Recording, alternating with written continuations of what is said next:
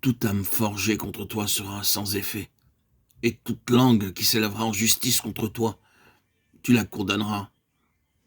Tel est l'héritage des serviteurs de l'Éternel, tel est le salut qui leur viendra de moi, dit l'Éternel. Ésaïe 54, 17. Quelle précieuse promesse nous avons dans ce passage de la parole de Dieu.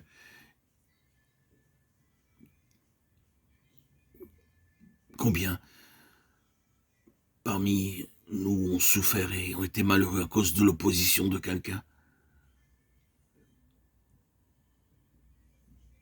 Parfois, ces armes se trouvent dans notre propre famille, dans notre propre mère, notre frère, notre sœur ou notre voisin.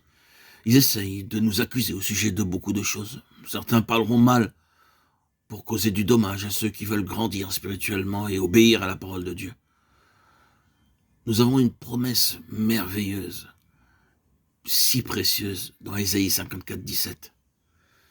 Peu importe l'arme qu'utilise l'ennemi, des lettres de fausse histoire, des scandales.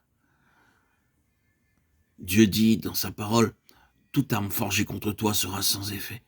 Oui, même l'arme de la langue sera condamnée. Tel est l'héritage des serviteurs du Seigneur, de ceux qui sont justes aux yeux de Dieu. Continuez à dire, je crois en Ésaïe 54, 17. Dites cela par la foi. C'est là le traitement de Dieu pour vous. Il est le Dieu vivant. Et il fera tout ce qu'il a déclaré. Nombre 11, 23, 23, 19. Il n'est pas besoin de nous défendre nous-mêmes, mais uniquement de croire en la promesse d'Ésaïe 54, 17. Nous croyons pleinement en la promesse d'Ésaïe 54, 17. Il nous défendra aussi longtemps que nous demeurerons en lui.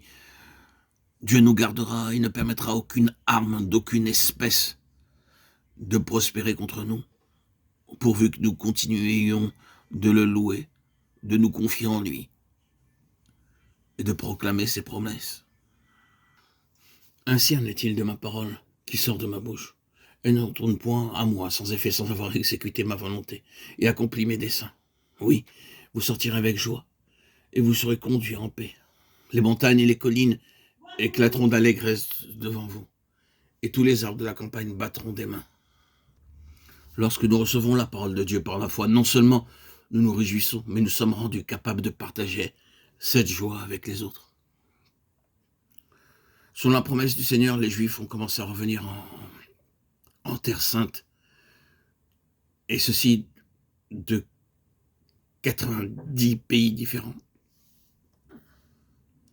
Au cours de la Deuxième Guerre mondiale, Hitler tua plus de 6 millions de Juifs.